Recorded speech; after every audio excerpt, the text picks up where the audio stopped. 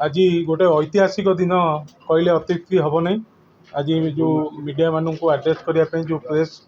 Conference डाकिचु Odisha cricket association एवं Odisha Olympic association तरफ आपण मानू आम इनवाइट करूँ जे ओडिशावासी को जनवाई एवं धन्यवाद देवाई ओडिशार माननीय मुख्यमंत्री श्रीजुक्त नवीन पट्टनायक महोदय को एवं 5टी सचिव 5टी चेयरमैन जे कि बीके पांड्यान सार एवं आमर स्पोर्ट्स सेक्रेटरी विनील कृष्णन सार आमर प्रिय सभापति एवं एमएलए प्रणव प्रकाश दास महोदय तो एम को आम हार्दिक कृतज्ञता ज्ञापन करुँ धन्यवाद दौचु जे एते दिन व्यवधान रे जो बारवाटी तार जमीर टाइटल हरई बसला 89 रु ता टाइटल हरई बसला जाओ महाप्रभु श्री जगन्नाथ आशीर्वाद एवं माननीय मुख्यमंत्री जो कैबिनेट बैठक रे उपस्थित थिबा समस्त मेंबर एवं माननीय मुख्यमंत्री को आम धन्यवाद देवा चाहूँ से टाइटल ओडिशा ओलंपिक एसोसिएशन फेरी पाई आम ओडिशा क्रिकेट एसोसिएशन तरफ एवं ओडिशावासी स्पोर्ट्स लवर समस्ते गोटे खुशी जे आज ओडिशा रे जो इंडिया रे ओडिशा आज स्पोर्ट्स रो गोटे हब होईची एवं आपण देखिए विगत दिन मानकरे निश्चिंत आम पिला माने आगु को बढ़िबे कारण ओडिशा सरकार जेतिकी इनिशिएटिव नैचंती एवं जेतिकी इंफ्रास्ट्रक्चर करिसंती आमर जो सबू जिला मानकरे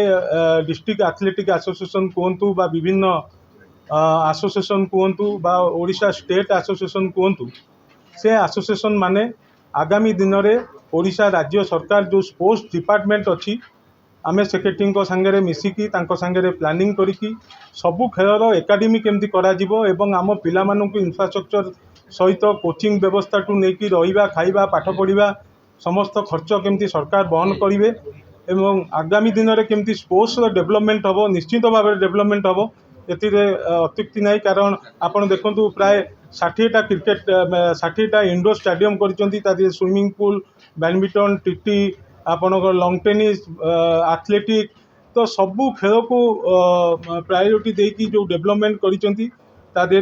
एकाडेमी जदि रन कर निश्चित भाव में आगामी 4-5 वर्ष भितर आम पिला इंडिया लेवल इंटरनेशनल लेवल ले निश्चित स्थान बजाय रखिए एवं आपण मानक बेसी किसी आउ कहबिनी ए कारण यहाँ प्रेस मीट आपण मानक डाकियार मेन उद्देश्य होची जे जमीटी जो आमर बारवाटी स्टेडियम रे ओलंपिक को टाइटल दि जाइए Olympic association Odisha cricket association को सबलीज रजिस्टर्ड सबलीज दब एवं राज्य सरकार Odisha Olympic association Odisha cricket association एवं बीसीसीआई रो साहाय्य आम आगामी दिन में जो स्वप्न देखीचु जे बारवाटी को रिनोवेशन करूँ एवं इंटरनेशनल आगामी 40 रु 50 वर्ष आखि आगे रखिकी जमती स्टेडियम तार ऐतिह्य एवं कटक सहर जो ऐतिह्य अच्छी ओडिशार ऐतिह्य बारवाटी स्टेडियम जो बजाय रखी आगामी 40-50 वर्ष पर्यंत से ऐतिह्य केमती बजाय रखिबो से राज्य सरकार आमको समस्त प्रकार साहाय्य सहयोग प्रदान करिवे बोली कमिटमेंट करिसंती। धन्यवाद। आमर टोटाल से आमको 20 एकर जमी देइचंती 20 एकर रु आमको जोटा लीज प्रदान करचंती बाकी जो जमी अच्छी से जमी सहित आउरी किछि जमी एक्वायर करा जिवो जोटा कि फायर इश्यू निश्चित मु भावुची आउरी 10 एकर जमी पाखापाखि आम आउरी सरकार को रिक्वेस्ट करूँ जे स्टेडियम सहित अटैच करने।